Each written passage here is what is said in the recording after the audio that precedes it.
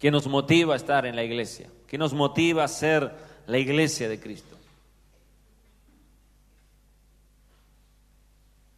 Su palabra expresa la realidad de la iglesia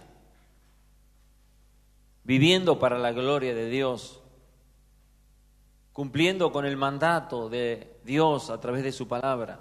Si me amáis, guardad mis mandamientos. No hay otra razón por la que nosotros hemos sido llamados a ser parte del cuerpo de Cristo. No hay otro motivo que sea darle la gloria al Señor, toda la gloria que a Él le pertenece. Y el apóstol Pablo, cuando nos habla de esta realidad de una iglesia que vive conforme a la voluntad agradable, perfecta de Dios, es una iglesia que es prosperada en todos los caminos. Es una iglesia que realmente ha entendido el propósito para el cual ha sido llamada. Y digo esto porque no todas las iglesias locales viven conforme a la voluntad de Dios. Y nosotros tenemos tal vez la experiencia en un pasado de haber estado participando de algunas iglesias que por razones que desconocemos a veces, si por ignorancia o no han estado cumpliendo con el Evangelio, no han estado predicando la verdad de Dios y han estado simplemente entreteniendo a la gente en las congregaciones y no le han estado predicando el Evangelio que salva vidas, sino un falso evangelio que les hace creer que son salvos, pero que en definitiva no van a lograr alcanzar la vida eterna, sino solamente por la verdad que nos hace libre. El apóstol Pablo, en su tratado en Romanos, hace una mención importante sobre la vida del cristiano y sobre esta nueva vida en Cristo Jesús. Y me gusta cómo conecta esto a través de Efesios capítulo 4, haciendo mención sobre esa nueva vida en Cristo Jesús. Y es por eso que hoy quiero traer, quizás de una manera práctica, cada vez que nosotros escuchamos la palabra, cada vez que nosotros entendemos la doctrina, o cada vez que nosotros escuchamos la enseñanza de la palabra, la ortodoxia, si no está acompañada de una práctica, de una ortopraxia, es muy difícil que nosotros realmente digamos que esa palabra ha tomado realmente el lugar que le corresponde en nuestras vidas. Simplemente ha sido una palabra oída. Y como bien lo dice el autor, quizás desconocido del libro de Hebreos, le entró por un oído y le salió por el otro. Cuando ya debían de ser maestros y estar comiendo alimento sólido, tienen necesidad de leche y no de ese alimento sólido. ¿Por qué? Porque no han estado ejercitando la fe en lo que habían aprendido. Y me temo que muchas de las iglesias, a pesar de las doctrinas que son bíblicas, sanas, escriturales, están viviendo un vaciamiento espiritual, están viviendo una decadencia espiritual, están viviendo una realidad en la cual la iglesia está teológicamente comprometida con Dios, pero en su vida práctica, en su conducta cristiana, no está el Señor habitando en aquellos corazones que el apóstol Pablo nos hace mención en su capítulo 3 de Efesios, y por el cual clama y pide para que el poder del Espíritu de Cristo habite en aquellos corazones que han recibido la salvación y la vida eterna. Decir que Cristo habita en nosotros porque hemos recibido la salvación es ser bíblicos, es ser escriturales, porque el Espíritu de Dios mora en nosotros los creyentes del Señor, porque fuimos sellados por el Espíritu Santo para la redención. Él es la garantía. Pero vuelvo a hacer hincapié, una cosa es ser bautizados con el Espíritu Santo y otra cosa es ser lleno con el Espíritu Santo. Y no sé hasta dónde el Espíritu me inquiete a seguir hablando de esto, de lo que considero fundamental en la vida de la iglesia de Cristo, lo seguiré haciendo. Pero es una realidad de que no todos experimentan el amor de Dios. No todos experimentan el poder de Dios. No todos experimentan la gracia de Dios. Y están sentados recibiendo la palabra del Señor. Congregan en las iglesias, sirven en las iglesias. Pero sus vidas, ante los ojos de aquel que debemos de dar cuenta en alguna oportunidad, no glorifican a Dios. ¿Qué es lo que nos motiva a estar sirviéndole al Señor?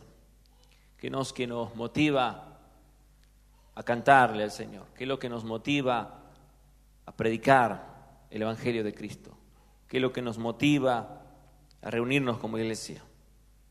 ¿Qué es lo que nos motiva a estar aquí en esta noche? Es el amor que tenemos por el Señor, porque el Espíritu Santo se ha derramado en nuestros corazones y ha derramado ese amor para que nosotros podamos conocer. Y el apóstol Pablo habla de la profundidad del amor de Cristo, de la anchura y de la altura. Es algo muy profundo a las expresiones del apóstol Pablo en esa carta a Efesios. Creo que el apóstol Pablo estaba muy preocupado por la iglesia en todos los tiempos que él predicó, y su preocupación era que su evangelio o su predicación, la predicación del evangelio haya sido en vano y su trabajo haya sido en vano, y que no se evidencie el fruto del Espíritu en aquellos que oyeron la palabra. El autor de Hebreos dice: y no recibieron el fruto por no ir acompañada de fe. Y vemos lamentablemente esta cuestión en la iglesia de Cristo, en muchos hermanos. La fe que tenemos es limitada, la fe que tenemos es superficial, la fe que tenemos es hasta inclusive de acuerdo a lo que nosotros percibimos humanamente hablando y no lo que el Espíritu Santo nos revela. Tenemos una fe por lo que dice la Escritura, pero no por lo que vivimos por medio de la Escritura. Hay una diferencia entre haber nacido de nuevo y creer que hemos nacido de nuevo. Y la evidencia es que el que ha nacido de nuevo vive, como dice la palabra. Y me gusta mucho cómo usa el apóstol Juan en su carta en 1 de Juan capítulo 2. Y lo voy a leer.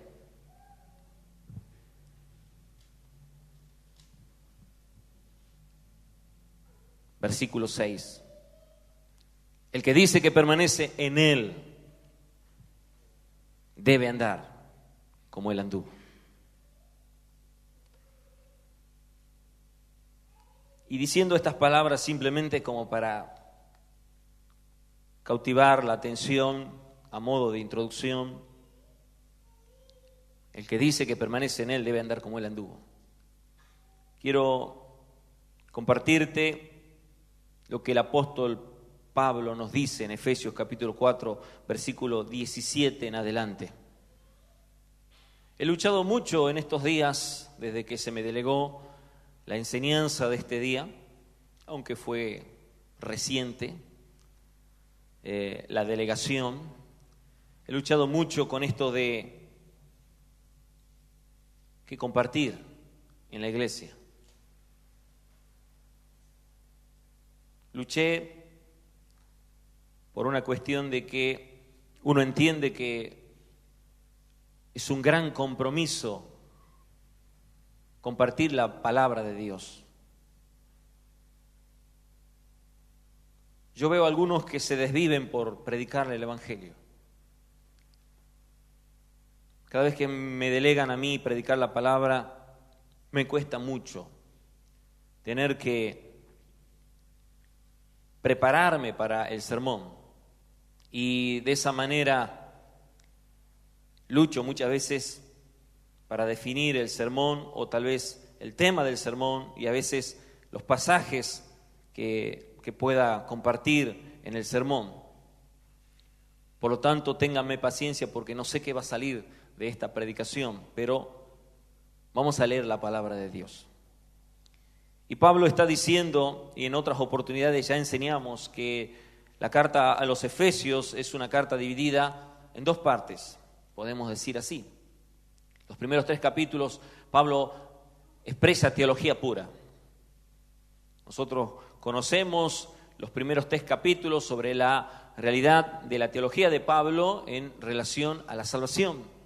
Entendemos lo que dice en el capítulo 1, 2, 3 y en el 4, 5 y 6 habla de esa práctica, de aquella aplicada teología que estuvo expresando en los capítulos anteriores.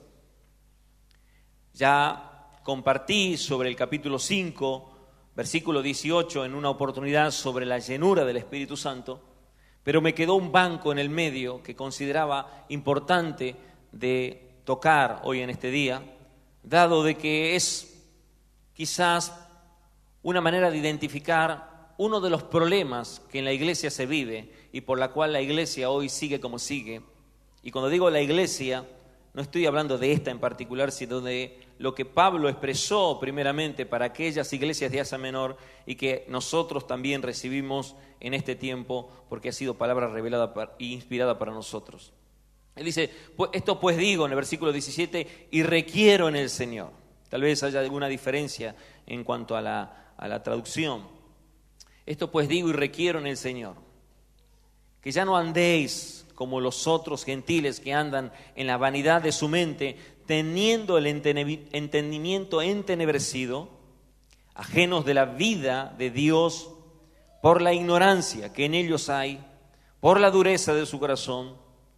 Estos, después que perdieron toda sensibilidad, se entregaron al libertinaje para cometer con avidez toda clase de impureza. Desde el versículo 17 al 19, el apóstol Pablo está haciendo una suerte de detalle de las características de un hombre que está de alguna manera influenciado por el pecado. Está hablándole a la iglesia, le está diciendo, esto pues digo y requiero en el Señor, que ya no andéis como los otros gentiles que andan en la vanidad de su mente, teniendo el entendimiento entenebrecido, ajenos de la vida de Dios, por la ignorancia que en ellos hay y por la dureza de su corazón. Y el versículo dice esto después de que perdieron toda sensibilidad. El versículo 19 habla de la sensibilidad. Cuando nosotros estudiamos en medicina la sensibilidad del cuerpo humano y decimos el cuerpo se caracteriza por tener una sensibilidad profunda y una sensibilidad superficial.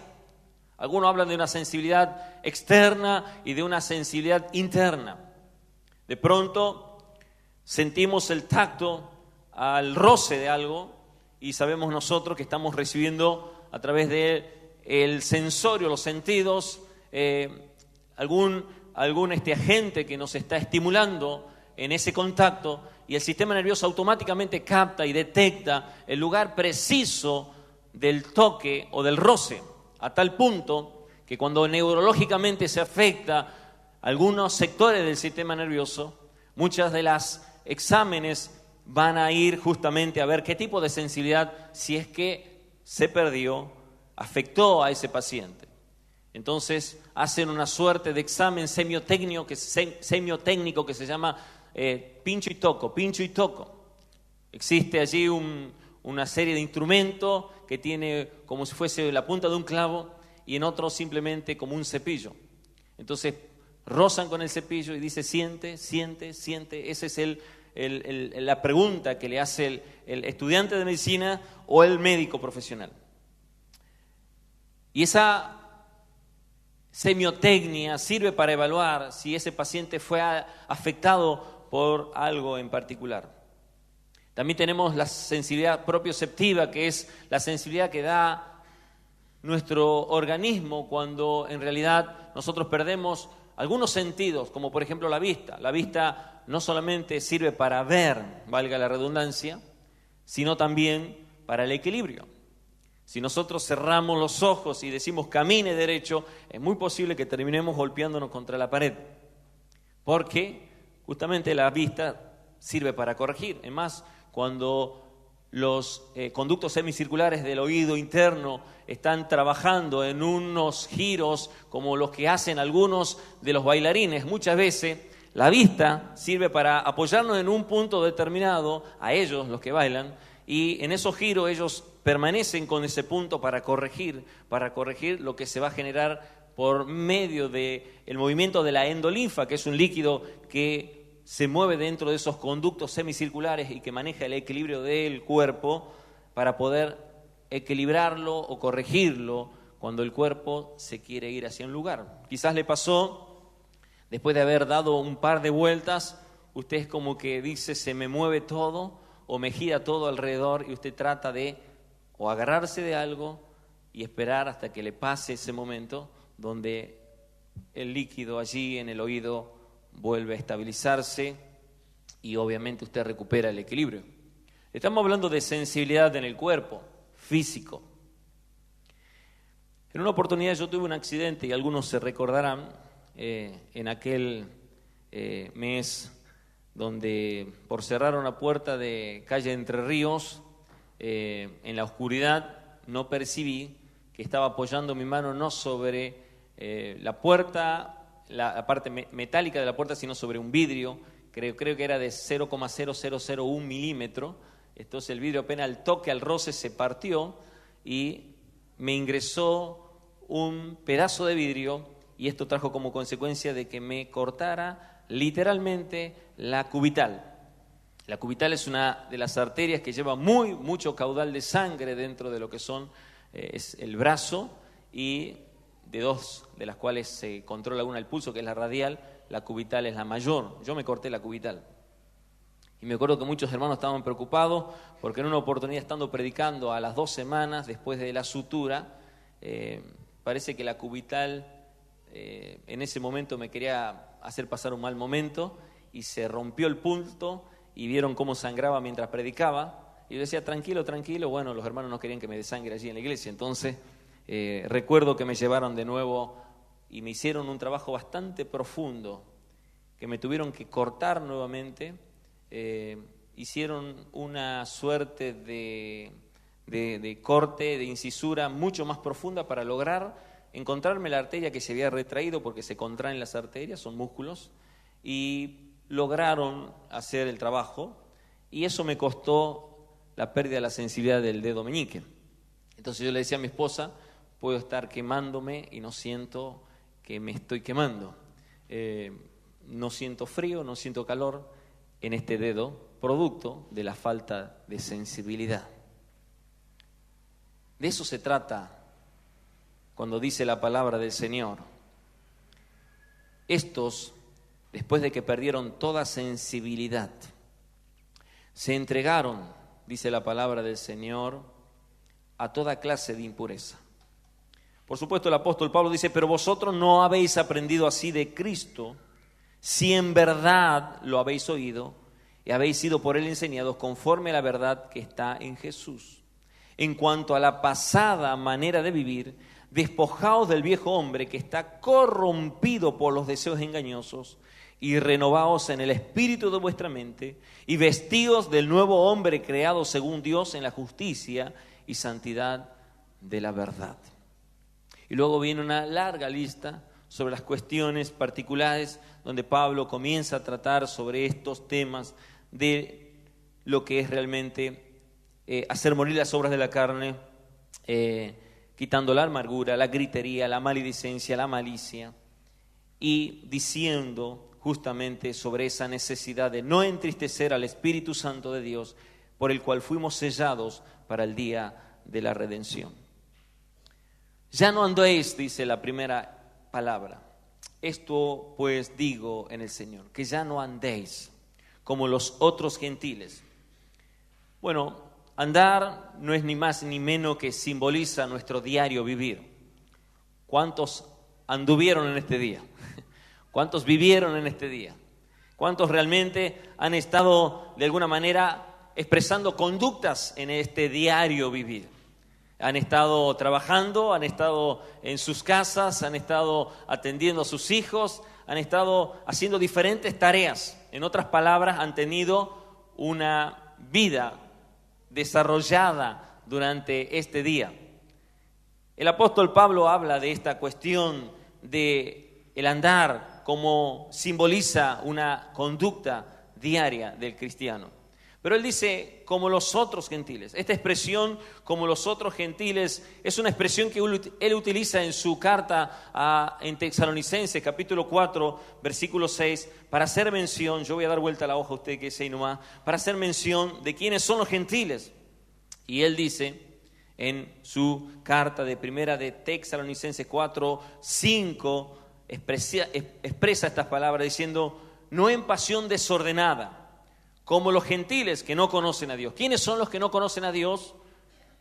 Los gentiles. ¿Quiénes son los gentiles? Los que no conocen a Dios, que viven una vida desordenada.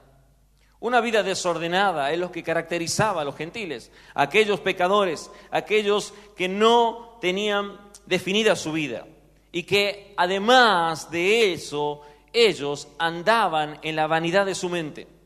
Una mente sin utilidad, una mente vana es una mente sin producir un sentido real por el cual nosotros estamos en esta tierra. Sin Cristo, ¿cómo era tu vida? ¿Cómo era tu razonamiento diario? ¿Cómo era tu evaluación de tu vida diaria? La persona que está atrapada en un vicio como el alcohol, el tabaquismo o cualquier otro vicio, no se pregunta, aún reconociendo que ese vicio le está dañando, no se pregunta o no razona o no produce realmente pensamientos que lo lleven a salir de esa situación, a menos que intervenga el poder de Cristo para poder lograr darse cuenta de que esa insensibilidad o esa falta de sensibilidad está matando su vida. El mensaje de hoy es: la falta de sensibilidad mata a la iglesia. Ese es el mensaje de hoy. La falta de sensibilidad destruye una iglesia. Y saben que el diablo es tan astuto que utiliza todos los medios necesarios para que nosotros podamos, por la ignorancia que muchas veces controla nuestra vida diaria, vivir en esa condición de tener un entendimiento entenebrecido. La palabra dice un entendimiento oscurecido, sin luz, como cuando nosotros ingresamos a una pieza oscura y no podemos divisar las cosas. Una persona caminando a oscuras es una persona propensa a caerse, una persona propensa a golpearse, una persona propensa a cometer cualquier tragedia. Vaya por una ruta simplemente en la hora más oscura de la noche y apague las luces y aventúrese a ver qué pasa en la ruta con apagar las luces. Seguramente alguna tragedia va a ocurrir porque es imposible conducir en la oscuridad sin la luz. Una mente entenebrecida, una mente ajena de la vida de Dios por la ignorancia, dice la palabra de Dios que por la dureza de su corazón ellos han comenzado a expresar estas cuestiones de vanidad, una vida espiritualmente vacía. Leyendo hace unos días, porque sigo leyendo a Timothy Keller, y ayer me tocó un muy buen párrafo de John Owen sobre esta realidad de la vida del creyente vacía por una mente espiritual desordenada. Y él hablaba de la mente espiritual y él decía: No estoy hablando de esa mente espiritual que está vacía de doctrina, sino estoy hablando de esa mente espiritual llena de la doctrina de Cristo. Estoy hablando de aquellos que conocen la verdad, que conocen las Escrituras, pero aún conociendo, tienen poca sensibilidad para obedecer a la palabra del Señor. Y que por causa de la falta de sensibilidad, están dispuestos al libertinaje. Y él expresó algo que me generó un impacto. Él decía, hay que ser equilibrados en la vida. No podemos abandonar nosotros las doctrinas para solamente abrazar las experiencias, pero tampoco podemos abrazar las experiencias sepultando la doctrina. En otras palabras, hay gente que solamente conoce de doctrina, pero nunca experimenta el poder de Dios en sus vidas. Y son personas, él decía esas palabras que me impactaron, que van derecho al ateísmo, al formalismo o al ateísmo. Personas que están doctrinalmente o teológicamente en la verdad, pero que no la practican. Y hay otros que se van por las ramas como en el misticismo no bíblico, en el esoterismo, y que muchas veces terminan estrellándose porque abandonan la Sagrada Escritura. Pero él decía algo impactante en todo esto. Yo prefiero compartir, decía, con hermanos que con poca o casi nada de doctrina buscan la vivencia y la experiencia en la presencia del Señor, a que con aquellos llenos de la doctrina de Cristo y sin embargo con un corazón legalista, con un corazón endurecido, apagan la obra del Espíritu Santo de Dios. Eso me impactó. Y leí a continuación una expresión de San Agustín. Y San Agustín decía algo muy importante en relación a esta cuestión de la vida espiritual o de la mente espiritual en la vida de un cristiano. Y él decía justamente, hasta que un cristiano no se dé cuenta de que ha perdido realmente la sensibilidad espiritual por la verdad del Evangelio, es muy difícil que esa persona pueda presentarse delante de Dios con una oración que sea escuchada delante de Dios. Me llamó mucho la atención lo que dijo San Agustín. Lutero dijo, es necesario que volvamos a las palabras y es necesario que volvamos a las Escrituras para meditar en la palabra, no para hacernos teólogos o doctores de la ley, sino, dijo Lutero, para que nuestra mente se enfoque en Cristo, en la cruz de Cristo, y luego de poner nuestra mirada en esa cruz y de poner nuestra mirada en la verdad del Evangelio de Jesucristo, buscar el rostro de Dios, reconociendo que solamente de esa manera nuestras oraciones serán contestadas. Calvino hizo un escrito sobre esta realidad de la vida espiritual del creyente en su mente espiritual. Aquí el apóstol Pablo está hablando de ignorancia, está hablando de vanidad, está hablando de dureza de corazón, está hablando de sensibilidad perdida. Aquí el apóstol está diciendo sobre cuestiones fundamentales que en un cristiano hoy en día lamentablemente se evidencian. ¿Por qué? La palabra de Dios nos exhorta. Dice, pero vosotros no habéis aprendido sobre Cristo, si en verdad lo habéis oído y habéis sido por él enseñado. Él usa 3 expresiones en este pasaje sobre una cuestión. Primero, si en verdad lo habéis oído. Si en verdad lo habéis oído.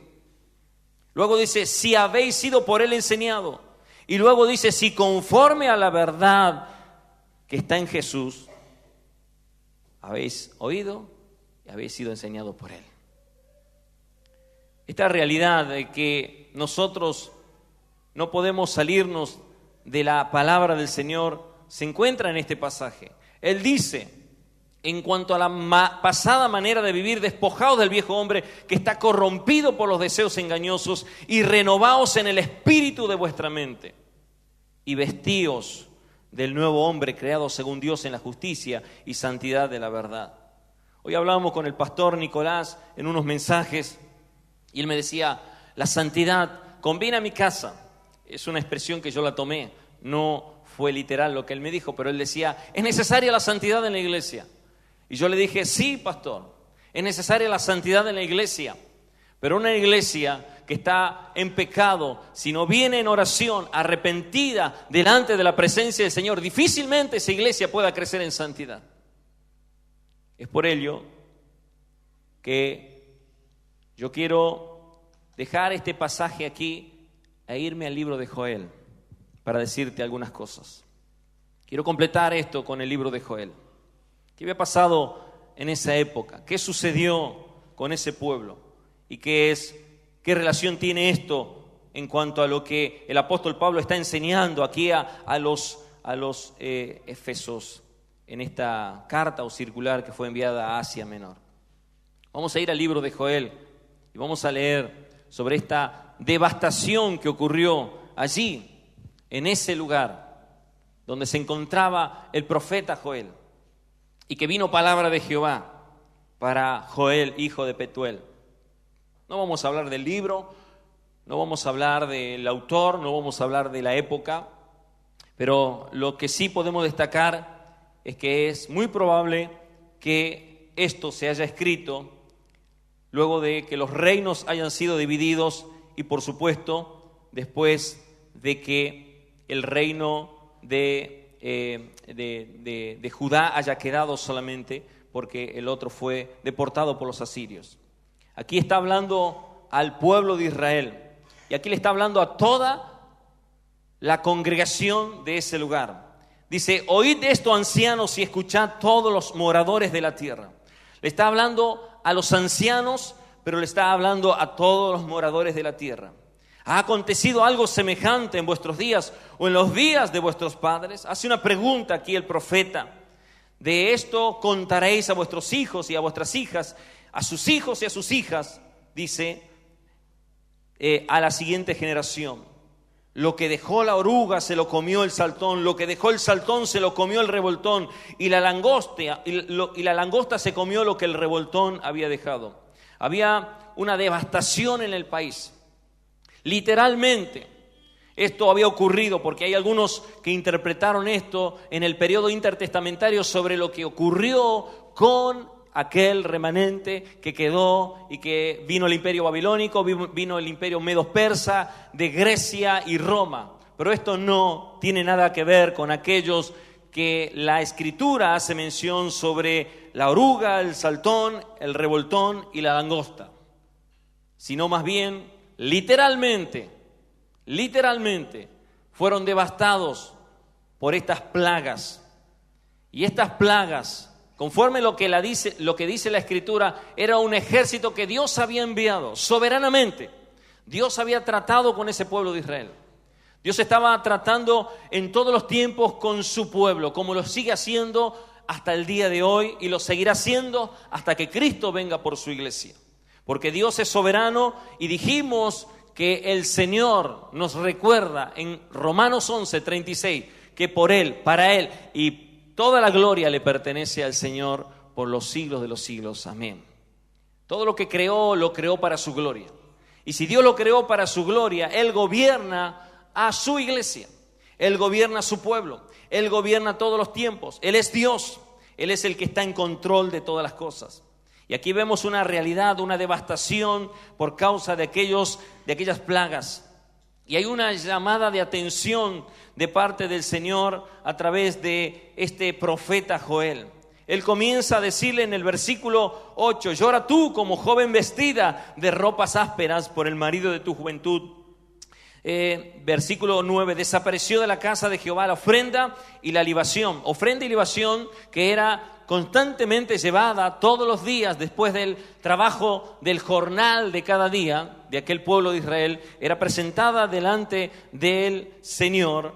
Ya no había ofrenda para ofrecer allí delante de los sacerdotes. Y dice, los sacerdotes ministros de Jehová están de duelo. El campo está asolado y se enlutó la tierra, porque el trigo fue destruido, el mosto está pasado y se perdió el aceite.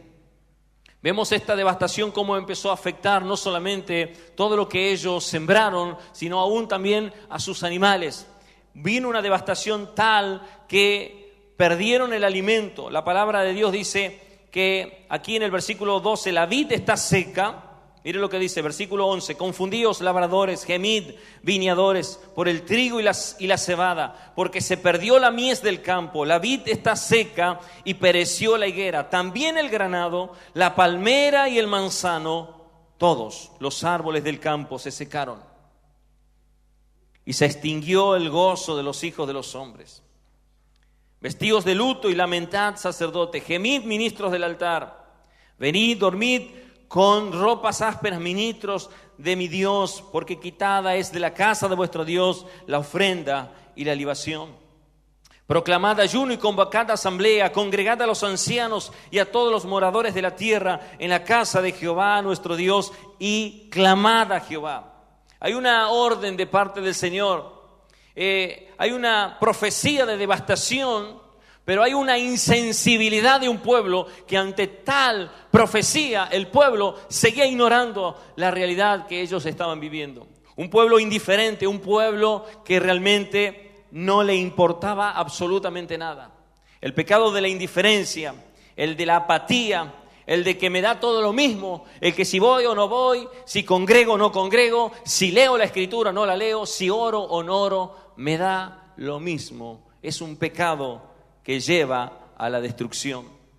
Aquí está expresando aquí el profeta Joel y diciendo esta realidad sobre algo que estaba aconteciendo en ese momento, donde estaba trayendo destrucción sobre todo, absolutamente todo, pero también estaba haciendo un llamado de atención a volvernos al Señor y a lograr por medio de ese regreso al Señor, porque dice en el capítulo 2, tocad la trompeta en Sión y dad la alarma en mi santo monte. Hay una voz de atalaya del profeta Joel, toca alarma, dice, tiemblen todos cuantos moran en la tierra, porque viene el día de Jehová, porque está cercano, el día de tinieblas y de oscuridad, día de nube y día de sombra. Como sobre los montes se extiende el alba, así vendrá un pueblo grande y fuerte, semejante a él no lo hubo jamás, ni después de él no habrá en los años de muchas generaciones. Delante de él consumirá el fuego, detrás de él abrazará la llama, como el huerto del Edén será la tierra delante de él, y detrás de él, como desierto asolado, nadie habrá que de él escape. Es terrible lo que está diciendo el profeta Joel en relación a esta cuestión de la indiferencia que en un pueblo acontece. Nosotros vemos la realidad del pueblo de Israel. Nosotros conocemos la historia del pueblo de Israel y muchas veces leemos las historias del pueblo de Israel y vemos cómo este pueblo rebelde, cómo este pueblo insensible, cómo este pueblo indiferente, siempre provocando a ira el nombre del Señor, era un pueblo que no adoraba a Dios, que su corazón estaba inclinado a la idolatría, que su corazón estaba solamente buscando su propio bien. Un pueblo que cuando bien estaba saliendo allí de la tierra de Egipto, ya estaban llorando por aquellas ollas de cebolla y cuantas cosas y diciéndole, ¿por qué nos has traído a este desierto para que muramos? Un pueblo que siempre estaba echándole en cara a Dios por las cosas que ellos estaban atravesando. Un pueblo bastante complicado, un pueblo que nos sirve a nosotros para entender realmente la severidad de esta realidad que genera cuando una iglesia como este pueblo insensible abandona la búsqueda y la presencia de Dios. Él dice en esta palabra, dice la palabra del Señor, aquí en el versículo 10 del capítulo 2, delante de él temblará la tierra y se estremecerán los cielos, el sol y la luna se oscurecerán. Está hablando de los últimos tiempos que estamos viviendo nosotros aquí, en este tiempo. Y Jehová dará su orden delante de su ejército, porque muy grande es su campamento y fuerte es el que ejecuta su orden. Porque grande es el día de Jehová y muy terrible. ¿Quién podrá soportarlo? Ahora pues, dice Jehová, convertíos a mí, dice, con todo vuestro corazón, con ayuno, llanto y lamento, rasgad vuestro corazón y no vuestros vestidos. Convertíos a Jehová vuestro Dios, porque Él es misericordioso y clemente, tardo para la ira y grande en misericordia, y que se duele del castigo. ¿Quién sabe si volverá, se arrepentirá y dejará bendición tras sí? Esto es ofrenda y libación para Jehová vuestro Dios. Tocad trompeta en Sión, proclamad ayuno, convocad asamblea, reunid al pueblo, santificad la reunión, juntad a los ancianos, congregad a los niños, aun a los que maman, y salga de la alcoba el novio y de su lecho nupcial la novia. Entre la entrada y el altar lloren los sacerdotes, ministros de Jehová, y digan: perdona Jehová tu pueblo, y no entregues al oprobio tu heredad, para que no la dominen las naciones, porque han de decir entre los pueblos: ¿dónde está su Dios? Esa es la pregunta que hace aquí el profeta. Versículo 18 dice: Jehová solícito por su tierra perdonará a su pueblo. Responderá Jehová y dirá a su pueblo: yo os envío pan, mosto y aceite, y seréis saciados por ellos, y nunca más os pondré en oprobio entre las naciones. El apóstol Pablo estaba hablando de esta realidad, sobre esa insensibilidad, esa pérdida de sensibilidad, gente entregada a las pasiones de impurezas, de concupiscencia, del pecado, por darle lugar a la propia concupiscencia de la carne. Aquí la gente estaba simplemente viviendo sus vidas como muchos hoy la están viviendo. Pero hay algo muy llamativo aquí. Hay una urgencia de parte del Señor para con su iglesia. Dice: tocad trompeta en Sión y proclamad ayuno, reunid al pueblo. Y sabe que cuando comienza a llamar al pueblo, los llama de una forma muy particular. A los ancianos, a los niños, a los que maman y aún a aquellos que están de luna de miel. No es tiempo para estar de luna de miel. No es tiempo para estar, en otras palabras, disfrutando de nosotros, sino es tiempo para volvernos al Señor y para cumplir con la voluntad de Dios, que es justamente que se conviertan. Ese es el propósito de Dios. Ese es el mandato de Dios. Que ellos, dice la palabra, convertíos ahora a mí con todo vuestro corazón, con ayuno, con llanto y lamento. Rasgad vuestro corazón y no vuestros vestidos, y convertíos a Jehová vuestro Dios. El apóstol Pablo, continuando allí en su carta a los Efesios, habla de esta cuestión y dice en el versículo 20 del capítulo 4 de Efesios: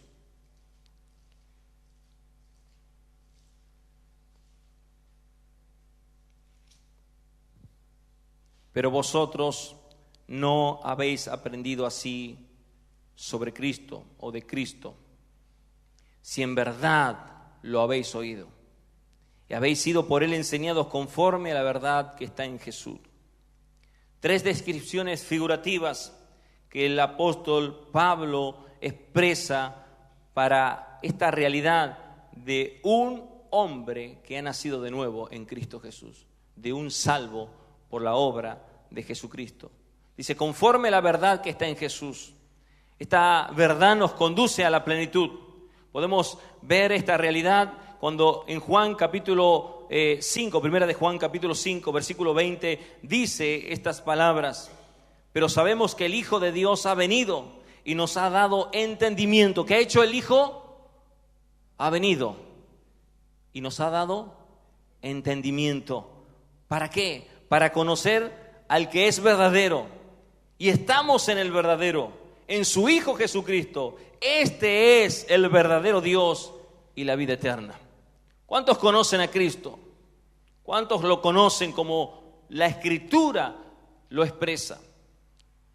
Recordábamos en el servicio anterior sobre esa expresión de Juan capítulo 8, cuando él dice que en el último y gran día de la fiesta se puso de pie y dijo: el que cree en mí, como dice la Escritura, de su interior correrán ríos de agua viva que saltan para vida eterna, haciendo mención del Espíritu Santo que había de venir sobre ellos. Nosotros sabemos que estamos en Cristo porque hemos pasado de muerte a vida. Sabemos que estamos en Cristo porque ahora nosotros no estamos siendo insensibles a las realidades que vive este mundo y mucho menos a lo que acontece en nuestra vida propia. Nosotros no estamos insensibles a lo que el Señor nos reclama y nos exige, y que creo que fue en todos estos días esa palabra clara, que sin santidad nadie verá a Dios. Yo por lo menos recibí eso en esa serie de la mortificación del pecado. Entendí que si vivís conforme a la carne, moriréis. Mas si por el Espíritu hacéis morir las obras de la carne, viviréis. ¿Qué nos queda hacer como cristianos? Y esto es lo práctico del apóstol. Hemos identificado el problema. ¿Cuál es el problema que tenemos? Es como cuando vamos a un médico y nos hace un chequeo. ¿Para qué sirve ese chequeo? Para que digamos, me diagnosticaron X problema, por lo tanto, ahora ya está, ya fui al médico, ya me fui temprano, saqué el turno, hice las consultas que tenía que hacer, pagué todo lo que tenía que pagar, se terminó. ¿El tratamiento médico termina con el diagnóstico médico o allí comienza un tratamiento terapéutico? Comienza el tratamiento. No es solamente identificar el problema, es qué vas a hacer con ese problema, es cómo vas a tratar ese problema, cómo tratamos la indiferencia, cómo tratamos el problema de la insensibilidad en una iglesia, cómo tratamos nosotros ese problema de que hay muchos que dejan de congregarse, cómo tratamos ese problema de que hay muchos que dejan de darle a Dios lo que es de Dios, cómo tratamos ese problema de que hay muchos que no oran a la manera de Dios, cómo tratamos ese problema. El apóstol Pablo dice en el versículo 22, allí en Efesios 4, 22, cómo debemos de tratar ese problema. Y dice estas palabras: en cuanto a la pasada manera de vivir, despojaos del viejo hombre que está corrompido por los deseos engañosos. ¿Qué es despojarse? Es como quitarse todo. En otras palabras, es deshacer todo lo que en mí me está generando ese problema. Despojarme. He llevado doctrinalmente a una sumisión y a un arrepentimiento de lo que me está generando a mí el problema. Podemos ver cómo, por ejemplo, Isaías 55 nos invita, y nosotros conocemos ese texto de el profeta Isaías, que nos dice en el versículo 5, Isaías 55, capítulo 5, capítulo 6, versículos 6 y 7. Isaías 55, estaba por leer no sé por qué Salmos, estoy muy atrás. Y dice: buscad a Jehová mientras puede ser hallado, llamadle en tanto que está cercano. Deje el impío su camino y el hombre inicuo sus pensamientos, y vuélvase a Jehová, el cual tendrá de él misericordia, al Dios nuestro, el cual será amplio en perdonar. Aquí vemos la respuesta en Isaías 55, 6 y 7 a ese despojarnos del viejo hombre, arrepentirnos, someternos a la voluntad de Dios, buscar a Jehová mientras pueda ser hallado, llamadlo en tanto esté cercano, dejando Él limpió su camino, ese ya no andéis como los otros gentiles que andan en la vanidad de su mente, por la ignorancia que en ellos hay, por la dureza de su corazón, que después de todo esto perdieron toda sensibilidad y se entregaron a la impureza. Es una cuestión de corregir el error, es corregir el desorden. En medicina, cuando hay algo que está provocando enfermedad, esto se llama salud es completo bienestar, enfermedad es todo lo contrario, es perder ese equilibrio, es perder la armonía. Por lo tanto, podemos ver que una persona está desordenada, una persona está insensible, está desordenada, una persona que necesita despojarse de todas esas cosas, arrepentirse delante del Señor para vivir conforme a la voluntad de Dios, renovándose en el espíritu de su mente. Ese es el otro punto que el apóstol Pablo apunta. No solamente es despojarme, no es solamente echar los trapos viejos, no es solamente sacarme de pronto de la herida aquello que ha estado de alguna manera infectando la herida, sino también a la vez ahora recibir la enseñanza o la cultura necesaria para que otra vuelta no vuelva a suceder esto. En una oportunidad nos tocó ver a un paciente que tenía un problema bastante extendido de herida, y era simplemente porque él decía que a él no le molestaba, y su pierna, si usted la veía, estaba prácticamente destruida por causa de, no sé si usted vio, son unos gusanitos que se hacen cuando la persona pasó ya en la necrosis celular y comenzó a infectarse a tal punto de que comenzaron esos gusanitos a moverse. Bueno, esos gusanitos había que sacarlos y había que curar, hacer un toilette en esa herida, justamente porque esa persona decía que no le molestaba. Y se descubrió que esa persona era diabética, que tenía problemas de sensibilidad en su cuerpo y generalmente afecta a los miembros inferiores. Por lo tanto, no sentía cuando esos gusanos andaban caminando en su pierna. Aquí vemos esta realidad de renovarse en la salvación de nuestra mente. La salvación incluye la mente, es el centro del pensamiento, el entendimiento y la capacidad de creer, así como de los motivos y de las acciones. Una mente renovada es una mente que realmente actúa conforme a la dirección de aquello por el cual fue enseñada. Colosenses capítulo 1, versículo 3, el apóstol Pablo nos dice, allí en el libro de Colosenses, capítulo 3, vamos a leer el versículo 1, 2 y 10. Esos 3 versículos de Colosenses capítulo 3.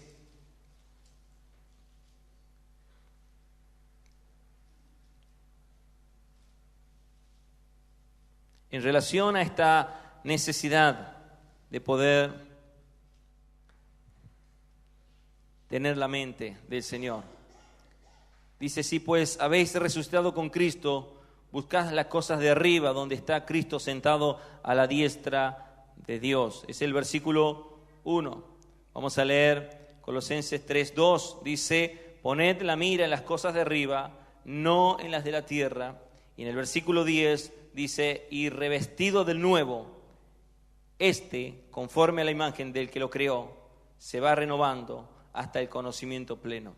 La obra de salvación, la obra de santificación, la obra que el Señor está haciendo en nosotros es que cada día nosotros nos convertimos o nos conformamos a la imagen de su Hijo Jesucristo. En la medida que conozco más del Señor y practico la verdad, cuando una persona se convierte, alcanza a una capacidad espiritual y moral que le permite adquirir por medio de esa enseñanza y de esa obra del Espíritu Santo una nueva mente en Cristo Jesús. Colosenses 2, versículo del 9 al 16 dice, porque en Él habita corporalmente toda la plenitud de la divinidad, y vosotros estáis completos en Él, que es la cabeza de todo principado y potestad. En Él también fuiste circuncidado con circuncisión no hecha en mano de hombre, sino por la de Cristo, en la cual sois despojados de vuestra naturaleza pecaminosa, con el cual fuisteis sepultados en el bautismo, y en él fuiste también resucitados por la fe en el poder de Dios, que lo levantó de los muertos. Y a nosotros, estando muertos en pecados y en la incircuncisión de nuestra carne, os dio vida juntamente con él, perdonándoos todos los pecados. Hasta el 16 vamos a leer. Él anuló el acta de los decretos que había contra nosotros, que nos era contraria, y la quitó de en medio, clavándola en la cruz, y despojó a los principados y a las autoridades, y los exhibió públicamente, triunfando sobre ellos en la cruz. Porque, por tanto, nadie os critique en asuntos de comida o de bebida, o en cuanto a días de fiesta, luna nueva o sábados. La plenitud de Cristo habita en nosotros, porque Dios nos ha dado la capacidad espiritual para poder ahora discernir las cosas que son del Señor. Por eso el apóstol Pablo dice, vestidos del nuevo hombre. Tiene que ver con la nueva mente en Cristo Jesús. La salvación vino por obra del Espíritu Santo, que nos trajo convicción de pecado. Cuando nosotros fuimos alcanzados por Cristo, cuando el Evangelio obró a nuestro favor, cuando la palabra trató con nosotros, nos vimos muertos en delitos y en pecados, y nos arrepentimos delante del Señor porque reconocimos que habíamos pecado contra la santidad de Dios. La obra de Cristo comenzó en nosotros, nos dio nueva vida nuevamente, y ahora nosotros vivimos, pero ya no para servir al pecado, sino con una mente renovada para vivir para la gloria de Dios. Ese es el propósito por el cual nosotros estamos en la iglesia de Cristo. Por eso el apóstol apunta justamente a esa renovación completa de nuestra mente, una mente espiritual, como John Owen decía en aquel libro, como Lutero, Calvino o San Agustín expresaba en relación a la necesidad de la presencia del Espíritu Santo en la vida del creyente. Y dice la palabra del Señor, desechando la mentira, hablad verdad cada uno con su prójimo, porque somos miembros los unos de los otros. Airaos, pero no pequéis, no se ponga el sol sobre vuestro enojo, ni deis lugar al diablo. Es muy larga la lista de la que el apóstol comienza a desglosar. Ninguna palabra corrompida salga de vuestra boca, sino la que sea buena para la necesaria edificación, a fin de dar gracias a los oyentes. No entristezcáis al Espíritu Santo de Dios, con el cual fuiste sellado para el día de la redención. Quítense de vosotros toda amargura, enojo, ira, gritería, maledicencia y toda malicia. Antes sed bondadosos los unos con los otros, misericordiosos, perdonándoos unos a otros, como Dios también os perdonó a vosotros en Cristo Jesús. Necesitaba el apóstol Pablo traer en esta carta esta realidad de muchos que están viviendo esa falta de sensibilidad espiritual. El apóstol Pablo se caracterizó por traer una teología práctica a la vida de la iglesia. El apóstol Pablo fue un hombre que tuvo la autoridad divina de parte del Señor para dejarnos a nosotros las enseñanzas inspiradas por el Espíritu Santo con una experiencia particular. Él era un perseguidor de la iglesia y terminó siendo perseguido por causa del Evangelio de Cristo. Él sabía lo que era padecer por causa de Cristo. Él sabía cómo era andar como Él anduvo, viviendo para la gloria de Dios. Nos es fácil a nosotros congregarnos, nos cuesta congregarnos, nos es fácil cantarle al Señor, nos cuesta cantarle al Señor, pues lo que es imposible para los hombres es posible para Dios. Lo que nos cuesta a nosotros, el Señor nos capacita, dice que somos ministros competentes, y no que la competencia proviene de nosotros mismos, sino de Dios, que es el que da gracia a aquellos que realmente están dispuestos a recibir de Él toda la corrección. Yo creo en una iglesia llena del Espíritu Santo, impactando a un mundo perdido en el pecado. Yo creo en una iglesia que realmente brilla en medio de la oscuridad. Yo quiero una iglesia realmente en la cual el Señor nos permita crecer para su gloria y vivir como Él quiere que vivamos. Que toda la gloria sea para nuestro Padre por los siglos de los siglos. Amén. Una iglesia que se despoja a sí misma de todo lo que esclaviza al creyente, de una iglesia que está orando por el hermano que está caído, una iglesia que mira a su alrededor. Y cuando vemos la indiferencia en una iglesia, nos acordamos de las palabras de Jesús. Nos acordamos de un Jesús en una sinagoga mirando a una mujer encorvada que acababa de ingresar. Y dice que él la vio y no fue indiferente a esa necesidad. Y aquella mujer que había sido atada por Satanás por muchos años fue liberada delante de esa congregación, a pesar de que muchos lo acusaban y que aquel ciego Bartimeo decía: Jesús, hijo de David, ten misericordia de mí. Y sin embargo, a pesar de los discípulos que rodeaban a Jesús, que callaban a aquel joven que estaba tal vez allí, no joven, pero sí una persona necesitada, lisiada, incapacitada, no molestes al maestro. Estaba allí la obra de Cristo deteniéndose, mandándolo a llamar, porque no era diferente a la problemática que estaba viviendo aquel varón, diciéndole: ¿qué quieres que te haga? Y él dijo: que recobre la vista. No podemos dejar de pasar por alto la mano de Dios obrando en todo ese tiempo en el cual extendió el reino de los cielos aquí en la tierra, y con sus discípulos alrededor aprendiendo, o tal vez muchas veces siendo corregidos por su mala práctica de aquellas experiencias que Cristo les daba a conocer. Y sin embargo vemos a una mujer que ante toda esa multitud, ella dijo: si tan solo tocar el manto de Jesús, seré salva de este azote. Y no se quedó allí con todo ese problema y toda esa adversidad y toda la dificultad que él podría provocarle llegar ante Jesús. Y Jesús, con toda esa multitud que lo apretaba, dijo: ¿quién me tocó? Y los que estaban allí no entendían, porque se ha de discernir espiritualmente. Ellos decían: Señor, ¿cómo que preguntas quién te tocó? ¿Cómo que preguntas quién te tocó si la multitud te aprieta? Y él dijo: alguien me tocó, porque virtud, poder salió de mí para sanarla. Y vemos esta obra del precioso Espíritu Santo en este tiempo de la iglesia, en Hechos de los Apóstoles, obrando a través de los primeros cristianos, expandiendo el reino de los cielos, donde ya no había egoísmo, ya no había hipocresía, ya no había soberbia ni orgullo, sino que cada uno venía delante del Señor y vivían realmente, como dice, que todas las cosas tenían en común, con alegría y sencillez de corazón, vivían para la gloria de Dios. Esa iglesia es la iglesia que nosotros debemos anhelar.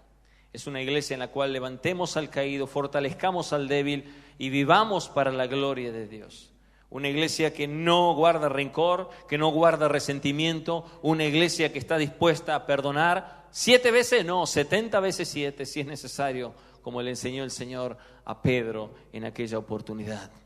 Una iglesia que vive el Evangelio, que recuerda la palabra, que el Espíritu Santo le trae convicción en ese momento para vivir y hacer lo que el Señor le determina hacer. Una iglesia sensible a la voz del Espíritu Santo, una iglesia sensible a la Escritura. No lo busque al profeta por ahí. La profecía más segura es la que tenemos nosotros a nuestro alcance. Aquí está la palabra de Dios. Vaya la palabra. Hoy me decía el hermano Oscar Fulco algo muy lindo, y decía el hermano que en un momento había gente que oraba diciéndole: Señor, yo quiero conocer tu voluntad. Y yo decía que verdad, a veces yo me reía por mí mismo, porque yo también me pregunté: Señor, yo quiero conocer tu voluntad. Y bueno, el hermano respondió sin saber que yo había pasado por esa parte también. Y él dice que le respondía a la gente: es tan sencillo conocer la voluntad de Dios, y ahora lo entiendo en este tiempo yo, porque el Señor nos hace saber. Es simplemente vaya a la palabra y va a conocer la voluntad de Dios. Es tan sencillo como eso, es tan simple como eso, que a veces nos cuesta ir a la palabra del Señor. ¿Por qué guardas rencor? ¿Por qué le das lugar a las raíces de amargura? ¿Por qué no perdonas? ¿Por qué no sueltas? ¿Por qué no bendices? ¿Por qué maldices? ¿Por qué no oras por el que te persigue y por el que te ultraja? son las aplicaciones de una vida de un cristiano. Nos quedamos cortos con muchas cosas. El pueblo de Israel en Joel fue devastado por causa del pecado de indiferencia. Aquí Pablo nos trae una enseñanza sobre el peligro de una iglesia que pierde la sensibilidad. Que no te pase como aquel hombre que llegó con todo ese problema en su pierna porque había perdido la sensibilidad y allí habían anidado los gusanitos su pierna y prácticamente tuvieron que cortársela por causa de su negligencia. Esto es un llamado a la iglesia a no dejar pasar más tiempo de frialdad, de apatía, de indiferencia, sino a ver lo que el Señor quiere de mí y a corregir lo que el Señor requiere de mí. Que el Señor nos ayude para su gloria. Padre, te damos gracias a ti.